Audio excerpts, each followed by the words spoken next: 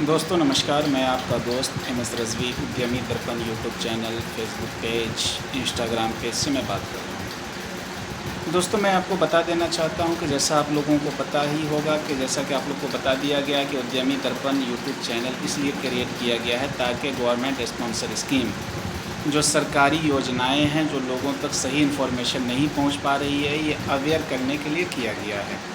तो आप बेफिक्र रहिए, आपका हैंड होल्डिंग सपोर्ट करने के लिए आपका दोस्त, आपका भाई MS रज़वी 24/7 मौजूद है। आप जब चाहें तब आप फ़ोन कर सकते हैं, मैसेज कर सकते हैं, कॉल कर सकते हैं, जानकारी ले सकते हैं।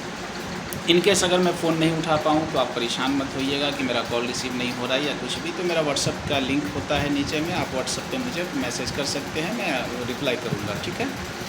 अब मैं एक योजना के बारे में बात करने आया हूँ जिस योजना का नाम है PMFME।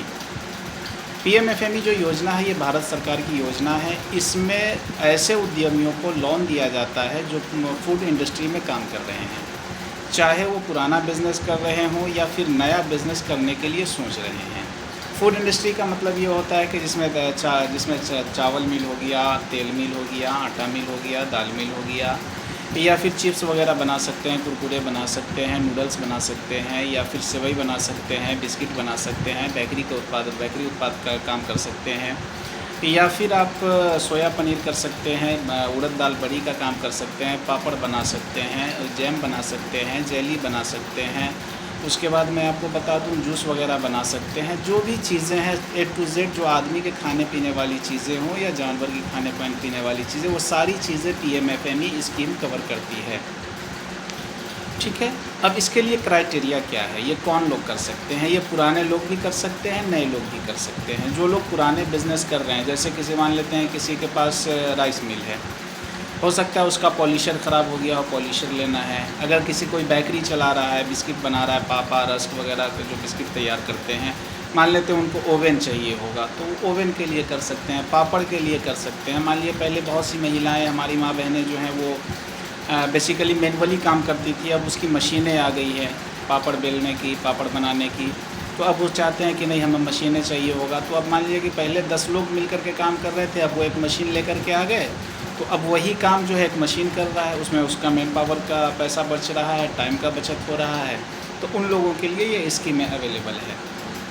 अब यह बात करते हैं कि इसमें सब्सिडी कितना मिलेगा और कितने अमाउंट तक के लोन हम ले सकते हैं।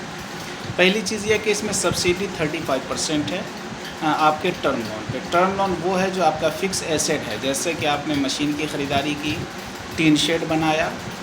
हालांकि टीन शेड के लिए बहुत सारी बैंक जो है वो पैसा नहीं देती है, मगर कुछ बैंक है जो पैसा देती है। तो ये मानकर चलिए कि टीन शेड या मशीनरी का जो भी फ़िक्स एसेट है वो सब के सब आपके टर्म लोन का पार्ट है, ठीक है। टर्म लोन पे आपको 35% का सब्सिडी मिलता है। CC आपका होता है जो रॉ मटेरियल ख़रीदने के लिए वर्किंग कैपिटल जो आपको दिया जाता है, उसमें आपको किसी भी तरह की सब्सिडी नहीं मिलती है, ठीक है। और आगे की तरफ बढ़ते हैं कि ये तो आपका सब्सिडी का मामला हो गया, लोन समझ में आ गया। अब इसमें पेपर क्या लगता है, तो पेपर की अगर हम बात करें तो पेपर इसमें बहुत ज़्यादा पेपर की आवश्यकता नहीं है। इसमें पेपर सिर्फ चाहिए होता है जो मैंडेटरी डॉक्यूमेंट है, Aadhaar card, PAN card, bank account, machine का कोटेशन, जहाँ से आप मशीन परचेज़ करेंगे वहाँ से आपको कोटेशन दे देगा वो।